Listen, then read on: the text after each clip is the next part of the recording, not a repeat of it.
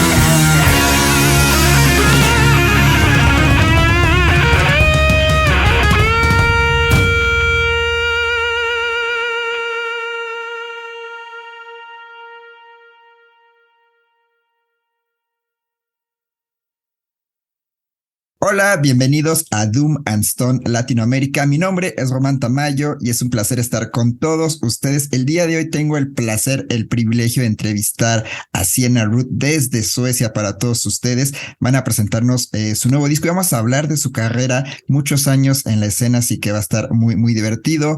Hello, welcome to the show. Can you introduce yourself, please? Hello, thank you very much. I am Love from the band Siena Root from Sweden. Thank you. Thank you so much. So the first question is, can you tell us a little bit about how Siena Root started and how was the local scene in those days in the 90s? Wow, that's a long time ago now. Back in the late 90s when I formed the band together with Sam Riffer, and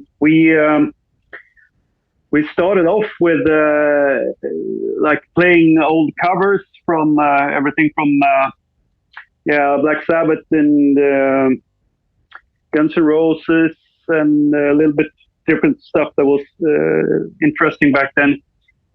And this was a time when the CDs were ruling the market and everybody was selling their vinyl collections. They were selling it for nothing. And when we started experimenting with recordings, doing demos, we soon found out that the nice demos that we do, they still don't sound as good as the classic albums that we listen to. So we were thinking, what's the problem? And we realized it's about the gear as well. It's not only about how you're playing it, but also about if you're recording on tape or hard disk. That gives a lot of sound to the product in the end. So there we started our venture towards more and more analog recordings. And I think in the mid something around 2005, we went to just the analog dogma. So we record and we produce everything digitally. Yeah, and without digital equipment, just analog. Sorry. Wow, that's incredible. Well, in my opinion, Siena Root is one of the first bands who revived the classic sound from the 60s and 70s. Why you decide to focus on this sound? And also, I want to ask you, from your own view, how do you think the stoner side genre has progressed through the years? Well, the first question I think I answered just recently. We think that the sound quality is superior and the way of working with music is more fun if you do it the classic way, like a band rehearsing together in a place together, and then you go into the studio and you record it, and then it's almost done, instead of doing track by track. But it's not all about that. Even if we use our classic sound from 60s to 70s, we still want to be a progressive band and write new material and experiment with new musical influences. Can you repeat the second question? Sure, of course. So from your own view, how do you think the stoner side genre has progressed through the years? Well, I don't know about Mexico. I've never been to Mexico. Love to go there, but in Northern Europe, the stoner side scene was something we didn't really intend to go into with Siena Root. I think Siena Root is much broader than just stoner rock. For me, the stoner rock is like 70s riff played in a 90s sound. That's what it is to me. I'm thinking of bands like Sleep and Coyote. So what we had in the around 2010, there was a revival in Northern Europe with the bands like Graveyard doing a sort of a version of stoner rock, and with a little bit of psychic to it. But of course, it's much broader. And if you go away from the less mainstream bands, you find a whole variety of really, really cool bands. I can really recommend something like Abramis Broma. That's Latin. They sing in Swedish mainly. And I think that's excellent stoner rock with a lot of like Swedish folk music melodies to it. That's a really great recommendation, great band. And well, this year you celebrate 26 years of career. So that's a lot of time. So how do you feel about it? I mean, it's really impressive. 26 years. Wow. Well, I haven't thought about it that much. Sometimes it comes to our mind when we're on tour, like, hey, we've done this for a long time. And how many years is it now? Oh, it's 20 years. 25 years. Well, I don't think so much about it. I do this as long as I feel it's rewarding and fun. And that's how it is. Life goes on.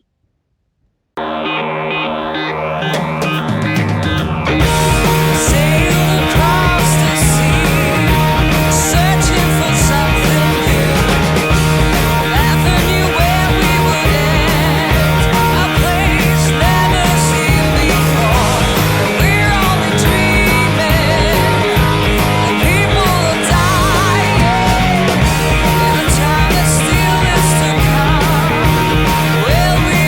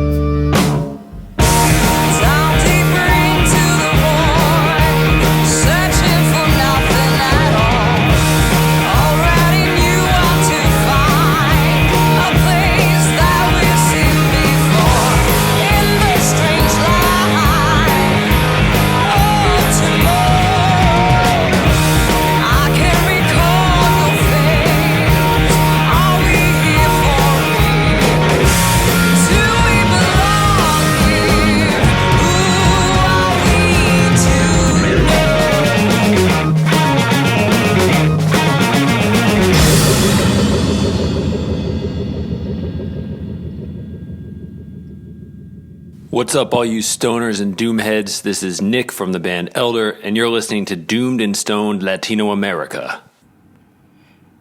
Regresamos aquí a Doom and Stone Latinoamérica. Estamos platicando con Love Forsberg de la banda Siena Root. Están presentando su nuevo disco llamado Revelations. Así que pues bueno, esta es una de sus primeras. Él no se acuerda si es su primera entrevista en México, pero parece ser que esta es la primera vez que alguien de este lado los entrevista, así que pues bueno, sentimos muy honrados de tener ese privilegio, y si alguien más los entrevistó, pues bueno, quizás no somos los primeros, pero sí de los pocos mexicanos que han estado ahí en contacto con los Siena Root, ¿no? Pero bueno, le preguntamos acerca del pasado, cómo inició la banda, cómo era la escena local en los 90s en Suecia, y pues bueno, nos dice que era un punto donde todo el mundo estaba vendiendo sus colecciones de viniles.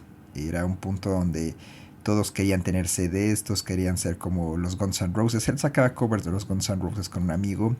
Y pues bueno, dice que tenían un equipo análogo con el que grabaron algunas maquetas por ahí. Y de repente se dieron cuenta que sonaba como a las bandas de los 70. Y fue como, caray, aquí hay como algo muy peculiar, como que dice, ahora le suena bastante extraño, y siguieron como por ese camino, y de repente se dieron cuenta pues que les apasionaba, ¿no? Ese sonido de los 70s, de los 60s, y pues bueno, empezaron a grabar en cinta, cada vez se volvió más análogo el tema, y así fue como fueron trabajando hasta crear pues la banda. Siena Root es una de las bandas, yo creo que más icónicas, de las primeras que hizo este revival del el rock de los 60s, de los 70s.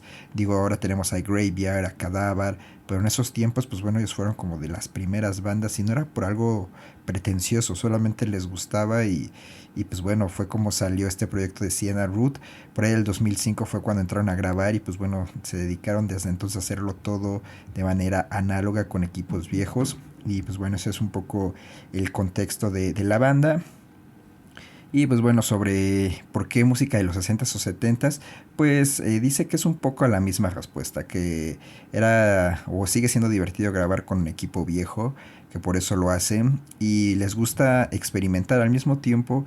No se quedaron como solo en los 60s o 70s, sino que les gusta la música nueva, les gusta estar siempre experimentando con cosas que van saliendo, bandas, pero también con tecnología que va saliendo por ahí, que un sintetizador, que un teclado, unos pedales. Entonces la combinación de estos, de lo viejo y lo nuevo, es algo muy muy increíble.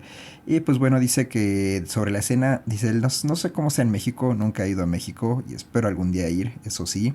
Dice, pero aquí en el norte de Europa el stoner rock es intenso. Siena Root es más allá que la palabra stoner. Siena Root pues no toca como estas bandas como de stoner clásicas como Calles o Sleep. Dice que para él define el stoner rock como riffs de los 70s con el sonido de los 90s. Así se define el stoner rock, o así lo define Love, y se nos hace una definición muy acertada, creo yo. La verdad pues es que si escuchas así en el root, no tiene mucho que ver con Calles o con Sleep, no hay como una conexión directa. Y pues bueno, él lo deja muy claro, ¿no? No somos como tal stoner, pero pues pertenecemos como a ese mundo, nos han encasillado en ese mundo, ¿no? Entonces dice que a partir del 2010 pues ha habido un revival muy grande, como decíamos, Cadáver es una de esas bandas que han hecho como su propia versión del stoner rock, Graveyard también, y nos recomienda una banda muy chida que se llama Abramis Brahma, que la vamos a poner por ahí en los comentarios para que usted lo cheque.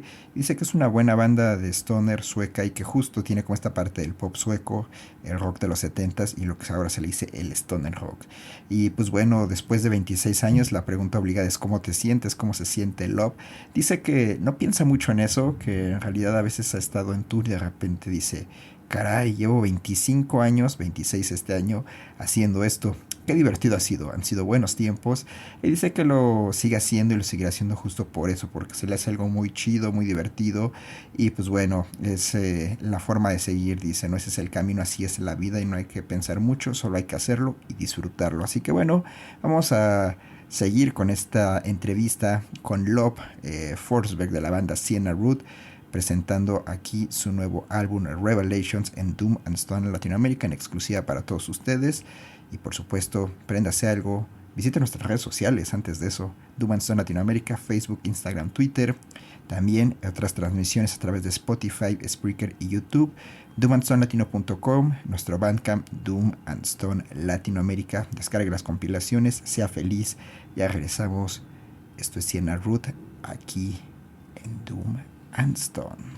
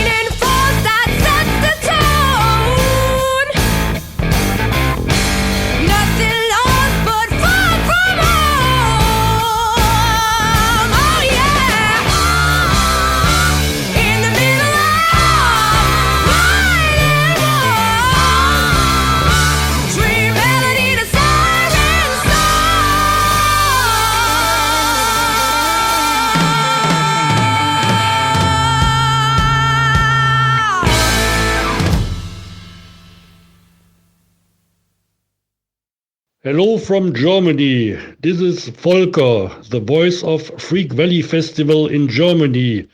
I wish you a lot of fun by the radio show Doom and Stoned in Latino America. Viel Spaß!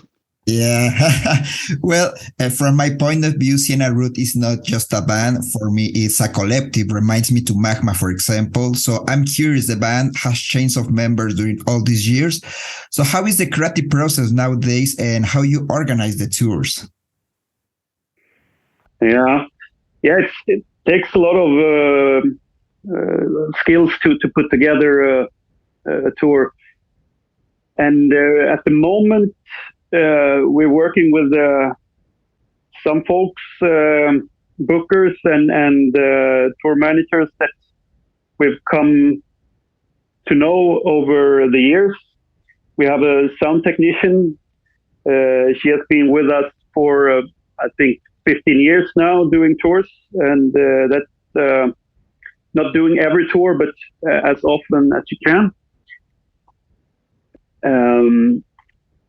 Through the years, there has been a core of the band that has been doing the logistics and setting together studio recordings. But at the meantime, we've tried to incorporate everybody that has a vision and a will to create something, some music. So almost all songs are more or less a collective piece of work that everybody that wants to join are welcome to participate in the songwriting and the production of the album. Wow. Well, talking about production, about albums, Revelation is your new album. So tell us, how was the creative process, the recording process, and who created the artwork, please? Just arrived yesterday, huh? Beautiful. Yeah, it's the artwork for this record is a collective work as well. I think I did the layout, but the ideas were something that we created together. I'm really happy with the record. It's something new. At the same time, it's something very classic for Siena Root. A lot of parts of it reminds me of the first album we did, A New Day Dawning. But this one has like half of the record is acoustic and half of the record is electric. We got the classic elements with sitar and Indian influences, but we also have the little bit Swedish folk music influences with Lisa, that is a guest musician on flute. When you are on studio, everybody plays at the same time, or you record separately? The most we record together at once, but then usually there is some pieces that we add on in the afterwards, like overdubs. Often songs can be recorded afterwards, but not all the time. The flute, for example, is an overdub. You know? And also, I want to know, well, this is a general question. We always ask this to everybody. Can you explain in general words the year that you used to play? Because we want to know where the magic come. You mean the gear, the music equipment? Yeah, exactly. All right. Well, I don't know if I remember every piece of equipment that was used. Well, maybe not for everybody, just yours. Well, I recorded the electric parts with my Pearl drum kit. It's a fairly new Masters Pearl. And I used a variety of cymbals, some old Zildjian hi-hats and a ride cymbal. That's one of my favorites, actually. It's a huge one. It's a 23.5-inch Zildjian from the 50s. For the acoustic parts, I played the Walter Cajon and Darbuka that I got from a market in Marrakesh, I think. And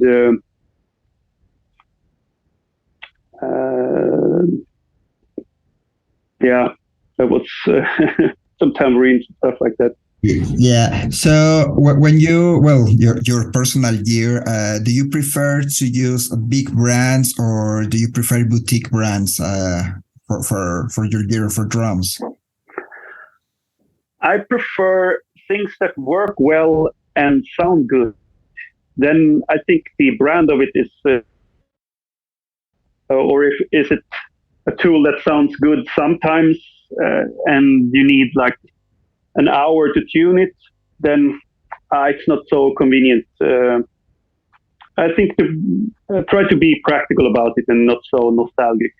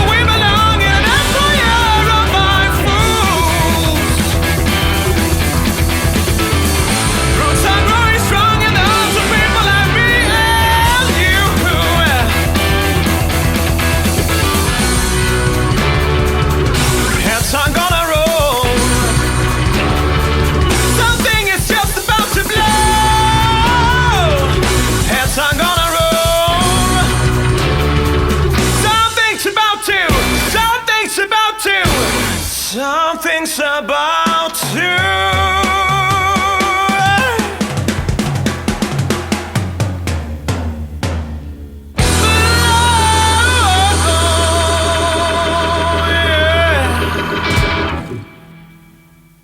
Hello, it's me, Beran from Samabayo, and you're listening to Doom and Stone Latin America. Regresamos aquí a Doom and Stone en Latinoamérica. Seguimos platicando con Love de la banda Siena Root. Más de 25 años de carrera. Se dicen fáciles, pero híjole, es un mundo lo que ha pasado.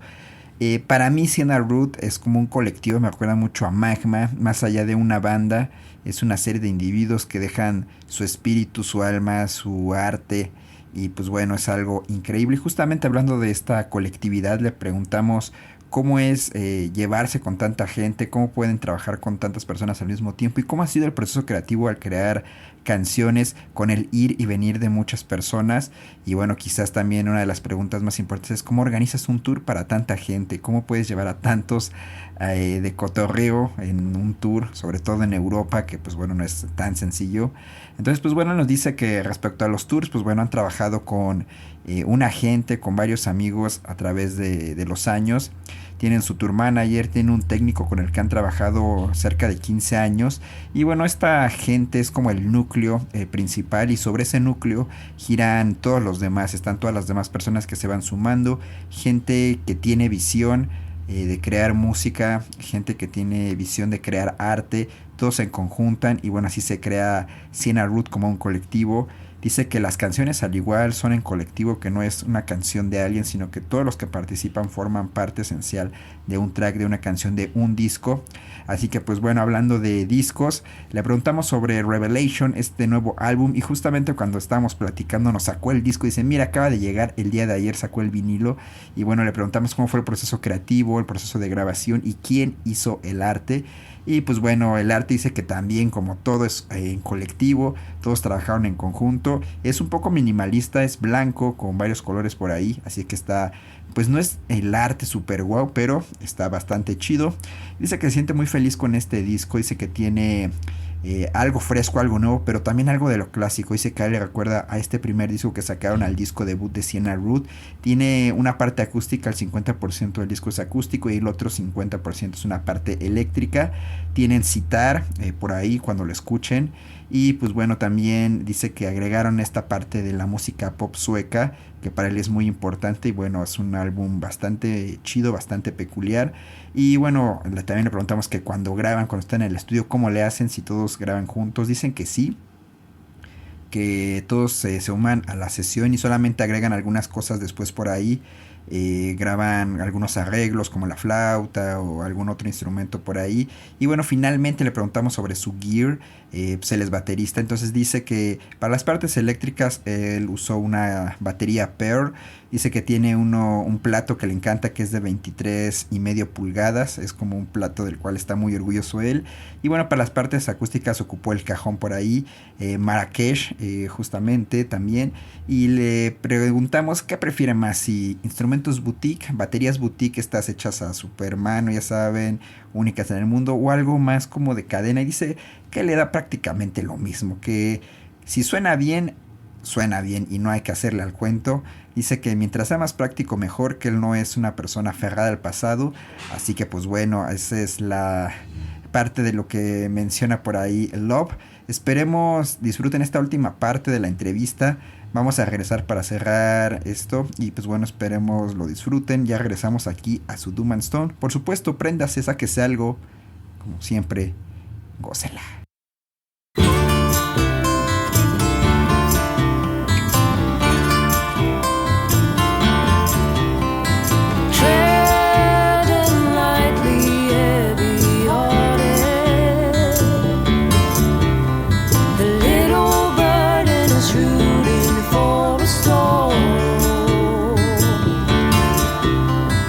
Though the seasons might be changing,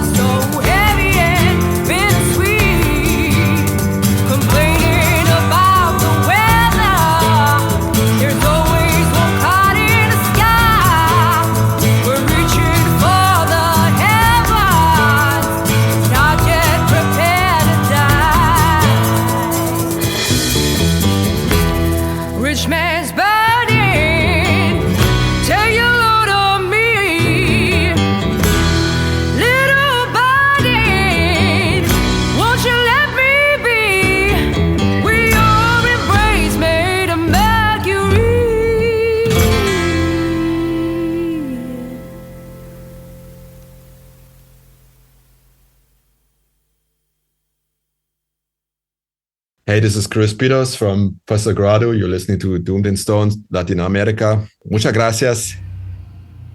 Regresamos aquí a Doom and Stone Latinoamérica. Este es el último bloque que tenemos. Vamos a despedir nuestra entrevista con Love Forsberg de la banda Siena Root. Están presentando su nuevo álbum y pues bueno, justamente la pregunta obligada es si tienen planes de venir a México o Latinoamérica. Dice que sí, que de hecho hubo planes muy cercanos de que vinieran, pero hubo una crisis económica y se tuvo que cancelar todo. La crisis fue obviamente en Sudamérica, entonces pues bueno, dice que se debería de retomar eso, que ojalá puedan venir con este disco, les encantaría, está en su agenda sin duda poder visitar Latinoamérica, México.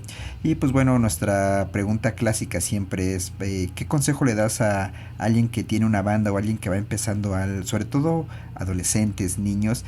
Y dice algunos puntos muy importantes, así que bueno, tome lápiz y papel por ahí. Dice: primero, sigue tus sueños, eso es lo principal. No te enfoques en el éxito comercial y siempre trata de distinguir entre lo que es arte y lo que es comercial. Nunca trates de ir hacia lo comercial, siempre sé fiel a tu arte. Ese es el consejo que él nos da. Y bueno, como ustedes saben, y si no, pues les platicamos, Siena Root tiene un autobús muy peculiar. ¿Se acuerdan como de esta película de Casi Famosos? Pues bueno, algo así, pero pues más hippie, de comuna, ya saben, acá de colectivo. Entonces le preguntamos qué onda con ese autobús o esa van. Dice que bueno, es el autobús que usa normalmente para turear, sobre todo en la parte de Escandinavia y solamente en verano, porque los fríos, hijo, dice que están feos ahí adentro, y eso que pues está equipado, no es una carcacha por ahí.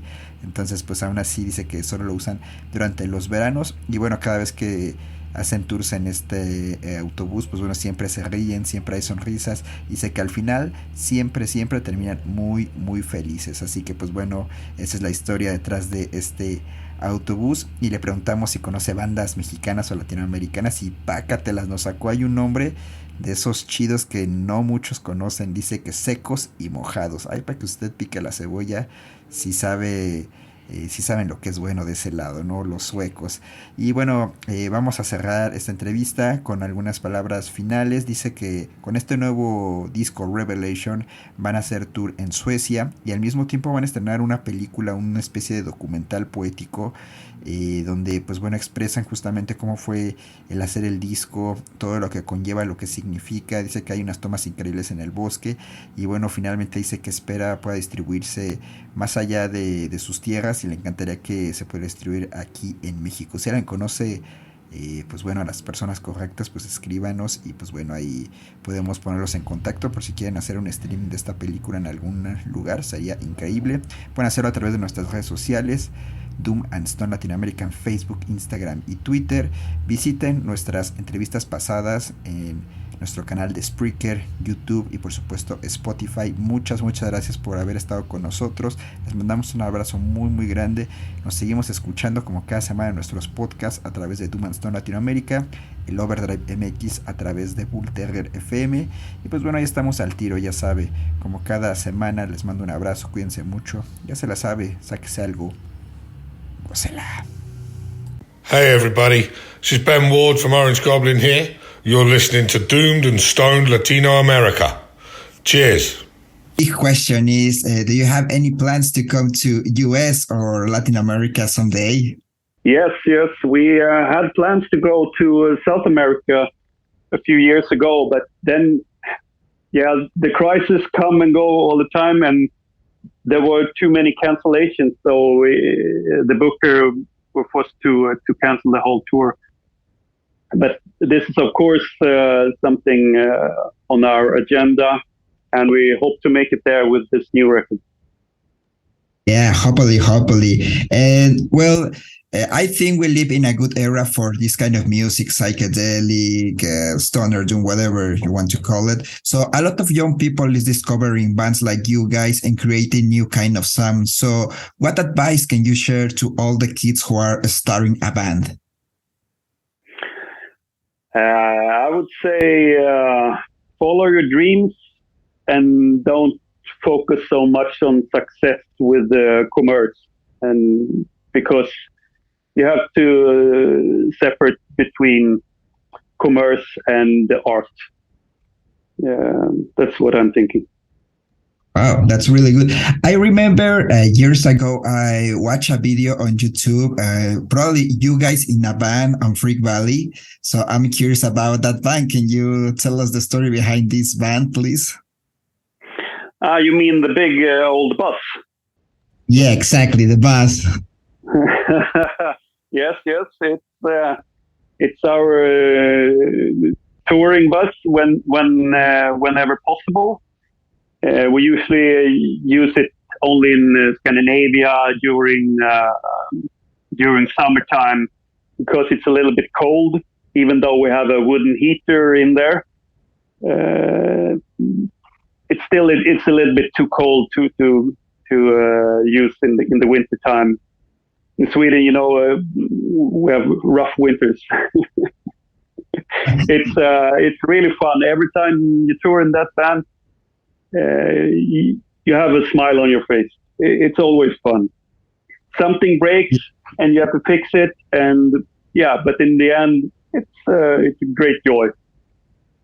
That's really amazing. I mean, in Mexico, we don't have that kind of bosses. So a band like you're a very unique band. Trust me. I mean, we don't have a band like you guys here in Mexico. So if someday you come, it will be really, really special for us.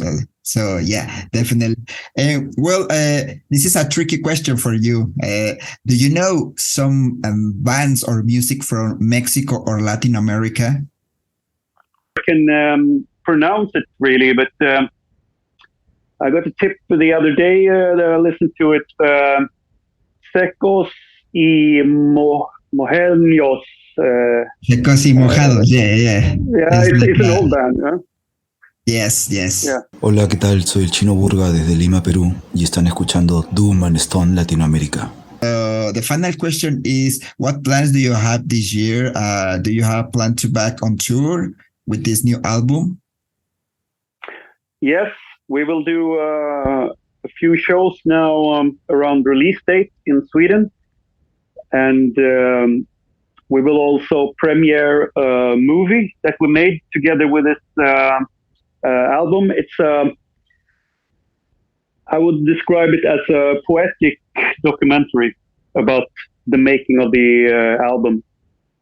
It's a little bit the theme of the album, leaving the city and going into the countryside, the Swedish woods to find something else. This movie is called Wheels of Revelation. I hope we're still working on it. I hope we will find some way to stream it overseas so you can watch it over in Mexico. Definitely. Well, thank you so much for your time. Thank you for joining us in this interview. I really appreciate it. And hopefully more people discover your music and fall in love like me. Yeah. Thank you. It was wonderful to meet you. Yeah. Any final words for the audience in Mexico or Latin America? Muchas gracias todos.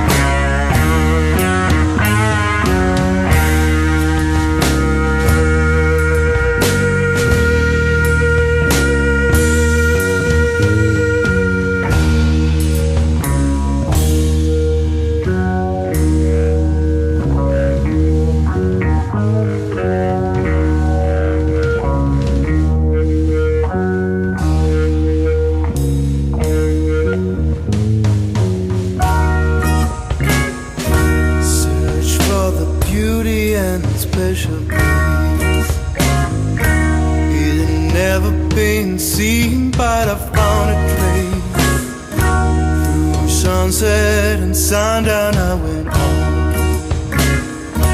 Nothing will go wrong.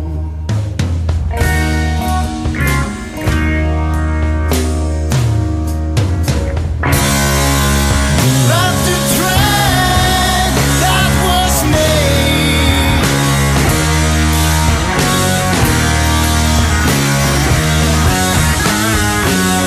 Seen all of it starting to fade.